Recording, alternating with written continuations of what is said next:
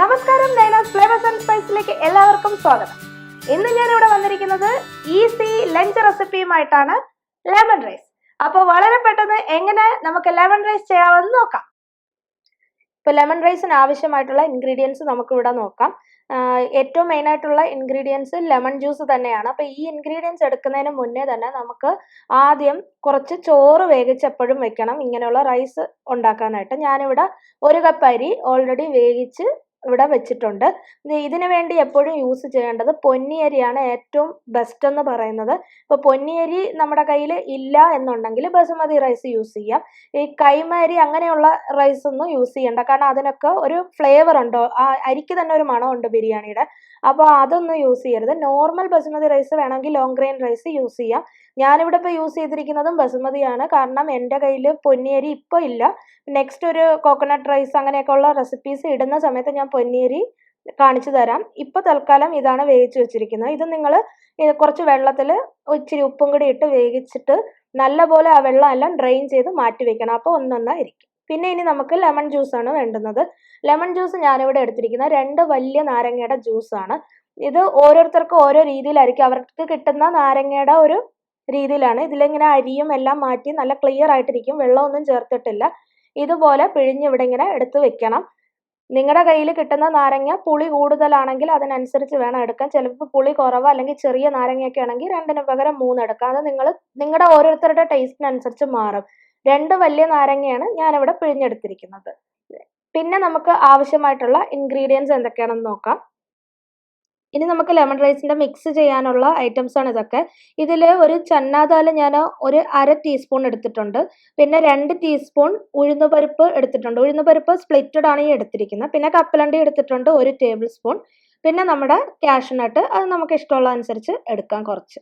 ഇപ്പം ഈ 4 ഐറ്റംസിൽ നിങ്ങൾക്ക് ഏതെങ്കിലും 1 2 ഇല്ലയെന്നും പറഞ്ഞ് കുഴപ്പമൊന്നുമില്ല, ഉള്ളത് വെച്ച് ഉണ്ടാക്കാനും പറ്റും. കടുക് വറുക്കുമ്പോൾ നമ്മൾ ഉഴുന്നുപരിപ്പ് ഇടാറുണ്ടല്ലോ, അപ്പോൾ അതുകൊണ്ട് തന്നെ അത് മിക്കവാറും എല്ലാവരുടെയിലും കാണും. അപ്പോൾ ബാക്കി കപ്പലണ്ടി ഇല്ല എന്ന് പറഞ്ഞിട്ടൊന്നും വിഷമിക്കേണ്ട ആവശ്യമില്ല. ഉള്ളത് എന്താണോ അത് വെച്ച് നമുക്ക് ചെയ്യാം. കുറച്ചും കൂടി ഹെൽത്തി ആയിരിക്കും ഈ കപ്പലണ്ടി കാഷ്യൂനട്ടൊക്കെ നമുക്ക് ചേർത്ത് കൊടുക്കുന്നത്. അതുകൊണ്ടാണ് ഞാനതൊക്കെ ഇൻക്ലൂഡ് ചെയ്തിരിക്കുന്നത്. പിന്നെ കുട്ടികൾക്കും വളരെ അട്രാക്റ്റീവ് ആണ് ഇത് കഴിക്കാനായിട്ട്. പിന്നെ നമുക്കിത് വറ്റൽമുളക്, ഞാൻ ഉണ്ടമുളകാണ് എടുത്തിരിക്കുന്നത്. ഇപ്പോൾ ഇതില്ലെങ്കിൽ നോർമൽ വറ്റൽമുളക് ചേർത്താലും മതി, അതും കുഴപ്പമില്ല. പിന്നെ എരിവിനനുസരിച്ച് പച്ചമുളക്, ഇത് ഒരു 3 പച്ചമുളക്, അധികം എരിവില്ലാത്തതാണ് ഞാൻ ഇങ്ങനെ കട്ട് ചെയ്ത് വെച്ചിരിക്കുന്നത്. 3 പച്ചമുളക്. നിങ്ങൾക്ക് ഓരോരുത്തരുടെയും എരിവിനനുസരിച്ച് നിങ്ങളത് കൂട്ടുകയും കുറയ്ക്കുകയും ഒക്കെ ചെയ്യാം, എരിവ് എത്ര വേണം അതിനനുസരിച്ച്. പിന്നെ ഞാൻ കുറച്ച് കറിവേപ്പില എടുത്തിട്ടുണ്ട്. ഇത്രയുമാണ്. ഇനി ചില ആൾക്കാർ കറിവേപ്പില അല്ലാണ്ട് ഇനി വേണമെങ്കിൽ കുറച്ച് ഇഞ്ചിയും കൂടി ചേർക്കുന്നവരുണ്ട്. ചില ആൾക്കാർ ചേർത്ത് ഞാൻ കണ്ടിട്ടുണ്ട്. എനിക്ക് അത് അത്ര താല്പര്യമില്ല, പക്ഷേ ആ ഫ്ലേവർ ഇഷ്ടമാണെന്നുള്ളവർക്ക് അതും കൂടി ചേർക്കാം. ചെറുതായിട്ട് അരിഞ്ഞ് അതും കൂടി ഇതിൻ്റെ കൂടെ ചേർക്കാവുന്നതേ ഉള്ളൂ. അപ്പോൾ ഇനി നമുക്കിത് എങ്ങനെയാണ് പ്രിപ്പയർ ചെയ്യുന്നതെന്ന് നോക്കാം. ഇനി നമുക്കിത് പ്രിപ്പയർ ചെയ്യാനായിട്ട് ഇതുപോലൊരു അടികട്ടുള്ള ഒരു പാൻ എടുത്ത് വെക്കണം, ഒരു കടായി എടുത്ത് വെക്കണം. എന്നിട്ട് ഈ കടായി ചൂടാക്കാൻ വെക്കണം. ഈ കടായി ചൂടാകുന്ന നേരം കൊണ്ട് നമുക്ക് കുറച്ച് പ്രിപ്പറേഷനും കൂടി ഉണ്ട്. ആ ഒരു ലെമൺ ജ്യൂസ് എടുത്തിരിക്കുന്നതിൽ നമുക്ക് ശരിക്കും ലെമൺ റൈസിൽ നമുക്ക് ഇനി ചേർക്കാനുള്ള ഇൻഗ്രീഡിയൻസ് കുറച്ച് മഞ്ഞൾപ്പൊടി, ഒരു നുള്ള് കായപ്പൊടി, പിന്നെ കുറച്ച് ഉപ്പ്. അപ്പോൾ ഇതാണ് നമുക്ക് ചേർക്കാനുള്ളത്. അത് നമുക്ക് ഈ ലെമൺ ജ്യൂസിലേക്ക് ഇപ്പോഴേ ചേർത്ത് മിക്സ് ചെയ്ത് വെക്കണം. ഇപ്പം നമുക്കിവിടെ ലെമൺ ജ്യൂസിലേക്ക് ഞാനിവിടെ കുറച്ച് മഞ്ഞൾപ്പൊടിയും കായപ്പൊടിയും ഒക്കെ ചേർത്ത് കൊടുക്കാൻ പോവാണ്. ഈ കടായി ചൂടാവുന്ന നേരത്ത് ചേർത്താൽ മതി. ഞാനിവിടെ ഒരു 3/4 ടീസ്പൂൺ മഞ്ഞൾപ്പൊടി ചേർത്തിട്ടുണ്ട്. ഒരുപാടൊന്നും കൂടേണ്ട ആവശ്യമില്ല. 3/4 ടീസ്പൂൺ മഞ്ഞൾപ്പൊടിയും പിന്നെ ഒരു നുള്ള് കായപ്പൊടിയും ചേർത്താൽ മതി. ഒരു നുള്ളേ ചേർക്കാവൂ. ഒരുപാട് കൂടുതലൊക്കെ ചേർത്ത് കൊടുത്താൽ അതങ്ങ് റൈസിൽ അതിൻ്റെ ഒരു കയ്പ്പ് വരും. അപ്പോൾ അതിൻ്റെ ആവശ്യമില്ല, നല്ലൊരു മണം വന്നാൽ മതി. അപ്പോൾ അതിന് വേണ്ടി ഒരു നുള്ള് കായപ്പൊടിയും പിന്നെ കുറച്ച് ഉപ്പും കൂടി, ഞാനിവിടെ ഒരു 1/2 ടീസ്പൂൺ ഉപ്പ് ചേർക്കുന്നുണ്ട്. ഇപ്പോൾ ഈ ഉപ്പ് ചേർക്കുന്നത് മാക്സിമം കറക്റ്റ് അളവിന് ഇപ്പോഴേ അങ്ങ് ചേർക്കാൻ നോക്കുക. കുറഞ്ഞു പോയാൽ ലാസ്റ്റ് ചോറിൻ്റെ കൂടെ വീണ്ടും നമുക്ക് ചേർക്കാവുന്നേ ഉള്ളൂ. എന്നാലും കറക്റ്റ് മിക്സ് ആവുന്നത് ഈ ഒരു ടൈമിൽ ചേർക്കുന്നതാണ്. അപ്പോൾ ഇത് നല്ലതുപോലെ ഒന്ന് ഇളക്കി മിക്സ് ചെയ്ത് വെക്കണം. ഇത് എന്തിനാണ് ഇങ്ങനെ ചെയ്യുന്നതെന്ന് വെച്ചാൽ നമ്മൾ എണ്ണയിൽ ഈ താളിക്കേണ്ട എല്ലാ ഐറ്റംസും ഇടുമ്പോൾ പെട്ടെന്ന് കരിഞ്ഞു പോകുന്ന ഐറ്റംസാണ്. അപ്പോൾ നമ്മൾ ഈ ഒരു മഞ്ഞൾപ്പൊടിയൊക്കെ പ്രത്യേകം ഇടുന്ന സമയത്ത് ചിലപ്പോൾ കരിഞ്ഞു പോകാനൊരു ചാൻസ് ഉണ്ട്. ചെറുതായിട്ടെങ്കിലും ഒന്ന് മൂത്ത് പോയി അതിൻ്റെ കളറൊക്കെ ഒന്ന് ഡാർക്കായി പോയാൽ ആ റൈസിൻ്റെ ഭംഗി തന്നെ അങ്ങ് പോകും. അപ്പോൾ റൈസ് എപ്പോഴും നല്ല ഭംഗിയും ടേസ്റ്റിനും ഇരിക്കണമെങ്കിൽ ഒട്ടും 1% പോലും അത് കരിയാൻ പാടില്ല. അപ്പോൾ അതുകൊണ്ടാണ് ഞാൻ ഇങ്ങനെ ചെയ്യുന്നത്. ഇങ്ങനെ ഇളക്കി മിക്സ് ചെയ്ത് വെക്കാം. നമ്മുടെ കടായി ചൂടായി വന്നിട്ടുണ്ട്. ഈ കടായി ചൂടായി വരുമ്പോൾ ഇതിലേക്ക് ഞാനൊരു 2.5 ടേബിൾ സ്പൂൺ കണക്കാക്കിയുള്ള ഓയിലാണ് ഒഴിച്ചു കൊടുക്കുന്നത്. സൺഫ്ലവർ ഓയിലാണ് ഞാനിവിടെ യൂസ് ചെയ്യുന്നത്. ഇതിലങ്ങനെ വെളിച്ചെണ്ണ യൂസ് ചെയ്യില്ല. അപ്പോൾ സൺഫ്ലവർ ഓയിൽ ഇതിൽ ഞാൻ ഒഴിച്ചു കൊടുത്തിട്ടുണ്ട്. ഇനി ഈ എണ്ണ ചൂടാവുമ്പോൾ നമുക്ക് കടുകിട്ട് പൊട്ടിക്കാം. ഇപ്പം നമ്മുടെ ഓയിൽ ചൂടായി വന്നിട്ടുണ്ട്. ഇതിലേക്ക് നമ്മൾ കടുക് ഇട്ടിട്ട് അത് പൊട്ടിക്കണം. 1 ടീസ്പൂൺ കടുകാണ് ഞാൻ ഇട്ടിരിക്കുന്നത്. ഇത് പൊട്ടി വരുമ്പോൾ നമുക്ക് ബാക്കിയുള്ളത് ചേർത്ത് കൊടുക്കാം. ഈ ടൈമിൽ നമ്മുടെ ഫ്ലെയിം എപ്പോഴും ലോയിൽ തന്നെ വെക്കണം. ഒരു കാരണവശാലും ഹൈയിലോ മീഡിയത്തിലോ വെക്കില്ലെങ്കിൽ എല്ലാം കരിഞ്ഞു പോകും. കറക്റ്റ് വാടി വരാൻ വേണ്ടിയാണ് അത് ലോയിൽ തന്നെ വെക്കണം.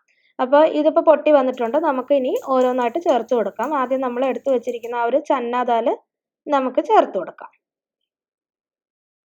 ഇപ്പോൾ ഈ ചന്ന ദാൽ ചേർത്ത് കൊടുത്തത് ഒന്ന് ഇളക്കി കൊടുക്കണം. അത് ജസ്റ്റ് ഒന്ന് ചൂടായി വരുമ്പോൾ തന്നെ നമുക്ക് നെക്സ്റ്റ് ഉഴുന്നുപരിപ്പ് ചേർത്ത് കൊടുക്കാം. അപ്പോൾ അതല്ലെങ്കിൽ എല്ലാം കൂടി അങ്ങ് കരിഞ്ഞു പോകും. അപ്പോൾ അതുകൊണ്ട് അടുത്തത് ഉഴുന്നുപരിപ്പ് ചേർത്ത് കൊടുക്കാം. എന്നിട്ട് അതും ഒന്ന് ജസ്റ്റ് ഒന്ന് ഇളക്കി കൊടുക്കാം. ഇപ്പോൾ ഈ ഉഴുന്നുപരിപ്പൊന്ന് ജസ്റ്റ് ഒന്ന് സോട്ട് ചെയ്ത് കൊടുക്കണം. അതൊരു ചെറിയ ബ്രൗൺ കളർ പെട്ടെന്നാവും. അപ്പോൾ ബ്രൗൺ കളർ ആയി തുടങ്ങുമ്പോൾ തന്നെ നമുക്ക് ഇതിൻ്റെ നെക്സ്റ്റ് കപ്പലണ്ടി ചേർത്ത് കൊടുക്കാം. കപ്പലണ്ടി ചേർത്ത് കൊടുക്കുമ്പോൾ ഒരു ഇച്ചിരി നേരം അതും കൂടി ഒന്ന് ഇളക്കണം. കാരണം അത് ഓൾറെഡി പച്ച കപ്പലണ്ടിയാണ്. അപ്പോൾ അത് ഒന്ന് സോർട്ടായി വരണം. ഞാനിതിങ്ങനെ വാങ്ങിച്ച് വെച്ചിട്ടുണ്ട്. ഇതുപോലത്തെ റൈസൊക്കെ എടുക്കുമ്പോൾ കുറച്ച് ചേർക്കുന്നത് നല്ലതാണ്. ഇത് ഇഷ്ടമല്ലാത്തവർ ചേർക്കണ്ട. ചിലർക്ക് ഇതിൻ്റെ ഒരു ഫ്ലേവർ ഇഷ്ടപ്പെടില്ല. പക്ഷേ ഇത് കപ്പലണ്ടിയും കാഷ്നട്ടും ഒക്കെ ചേർത്ത് കഴിഞ്ഞാൽ ഫുഡ് നല്ല ഹെൽത്തി ഫുഡാവും ലെമൺ റൈസ് കഴിക്കുമ്പോൾ. അപ്പോൾ ഇനി കാഷ്നട്ടും കൂടി ഞാൻ ചേർത്തിട്ട് നല്ലതുപോലെ ഒന്ന് സോർട്ട് ചെയ്ത് കൊടുക്കണം. ഇതെല്ലാം ലോ ഫ്ലെയിമിൽ വെച്ചിട്ടാണ് ചെയ്യുന്നത്. ആ സോർട്ട് ചെയ്യുന്നത് ഒരു ചെറിയ ബ്രൗൺ കളർ, ഒരു ഗോൾഡൻ ബ്രൗൺ കളറിൽ ഈ കാഷ്നട്ട് ആവുമ്പോൾ നമുക്കതിൻ്റെ ബാക്കിയൊക്കെ ചേർത്ത് കൊടുക്കാം. ഇത് നല്ലതുപോലെ സോർട്ടായി വന്നിട്ടുണ്ട്. ഗോൾഡൻ ബ്രൗൺ ആയി. നമ്മൾ എടുത്തു വെച്ചിരിക്കുന്ന ആ ഒരു വറ്റൽമുളക്, ഉണ്ടമുളക് ഇട്ട് കൊടുക്കാം. അത് ജസ്റ്റ് ഇതുപോലെ ഇങ്ങനെ കൈ വെച്ചൊന്ന് ഇങ്ങനെ പൊട്ടിച്ചിട്ട് അങ്ങ് ഇട്ട് കൊടുത്താൽ മതി. വറ്റൽമുളകാണെങ്കിൽ നമ്മൾ കീറിയിടില്ലേ, അതുപോലെ തന്നെ ഇതൊന്ന് ജസ്റ്റ് ഇങ്ങനെ പൊട്ടിച്ചിട്ട് ഇട്ട് കൊടുക്കണം. എന്നിട്ടൊന്ന് ഇളക്കണം. അത് ഇളക്കിയതിന് ശേഷം നമുക്ക് അരിഞ്ഞു വെച്ചിരിക്കുന്ന ആ ഒരു പച്ചമുളകും കറിവേപ്പിലയും കൂടി ചേർത്ത് കൊടുക്കാം. അപ്പോൾ ഈ ഒരു ടൈമിൽ ഇഞ്ചി യൂസ് ചെയ്യേണ്ടവർ ഇഞ്ചിയും കൂടി ചേർത്ത് കൊടുക്കണം. എനിക്ക് അങ്ങനെ ഇതിൽ വേറൊരു ഫ്ലേവറും ഇഷ്ടമല്ല. പക്ഷേ ചില ആൾക്കാർ അങ്ങനെ യൂസ് ചെയ്ത് ഞാൻ കണ്ടിട്ടുണ്ട്. അപ്പോൾ ഇഞ്ചി യൂസ് ചെയ്യണം എന്ന താല്പര്യമുള്ളവർക്ക് അതും കൂടി ചെയ്യാം. അപ്പോൾ ഞാനിവിടെ കറിവേപ്പിലയും ആ പച്ചമുളകും കൂടി ചേർത്ത് നല്ലതുപോലെ ഒന്ന് ഇളക്കി കൊടുക്കാം. ജസ്റ്റ് ഒന്ന് വാടി എടുത്താൽ മതി. നല്ലതുപോലെ ഒന്ന് ഇളക്കിയെടുക്കാം. ഇപ്പം നല്ലതുപോലെ ഒന്ന് വാടി വന്നിട്ടുണ്ട്. ഇതിലേക്ക് നമ്മൾ ആ എടുത്ത് വെച്ചിരിക്കുന്ന മിക്സ് ലെമൺ ജ്യൂസും മഞ്ഞൾപ്പൊടിയും കായപ്പൊടിയും കൂടി ചേർത്ത് ആ ഒരു മിക്സിൽ ഉപ്പുമൊക്കെ ഉണ്ട്. അതൊന്ന് നന്നായിട്ടൊന്ന് ഒഴിച്ചുകൊണ്ടേ തന്നെ അതിങ്ങനെ തിളച്ച് വരും.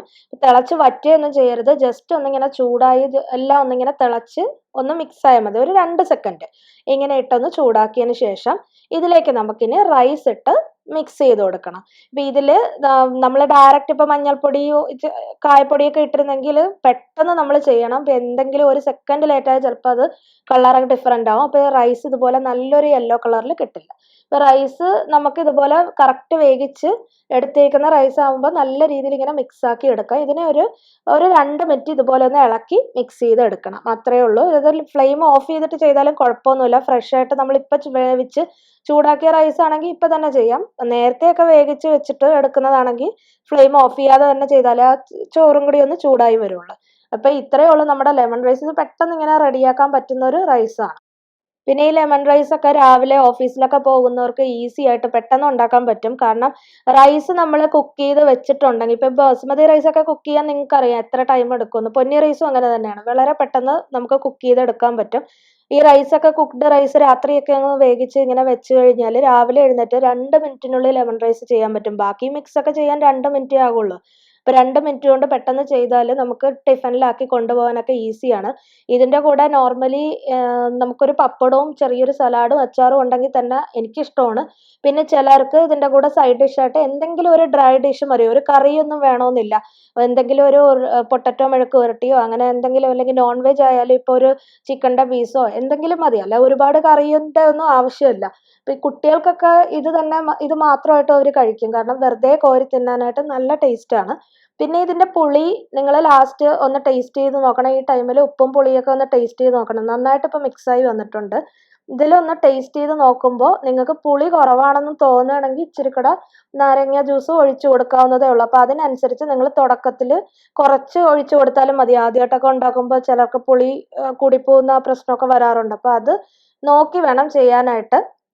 1 ഗ്ലാസ് അരിക്ക് എപ്പോഴും ഒരു 2 വലിയ നാരങ്ങ തന്നെയാണ് കറക്റ്റിന് വരുന്നത്.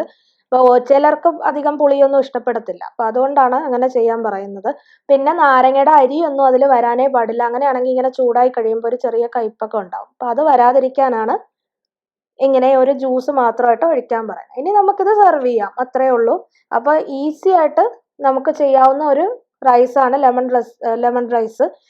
ഇതുപോലെ തന്നെ നമുക്ക് ഒരുപാട് ടൈപ്പ് ലഞ്ച് റെസിപ്പീസ് ഉണ്ട്. അപ്പോൾ ഇത് വളരെ പെട്ടെന്ന് നിങ്ങൾക്ക് ചെയ്യാം. രാവിലെയൊക്കെ എഴുന്നേറ്റ് പെട്ടെന്ന് ചെയ്യാം. കുട്ടികൾക്ക് അട്രാക്റ്റീവായിട്ട് നിങ്ങൾക്ക് ഇഷ്ടമുള്ള ഇതുപോലെ നട്ട്സ് ഒക്കെ ഇട്ട് കൊടുക്കുമ്പോഴത്തേക്കും അവർക്ക് നല്ല ഹെൽത്തി ആയിട്ട് കഴിക്കാൻ പറ്റും.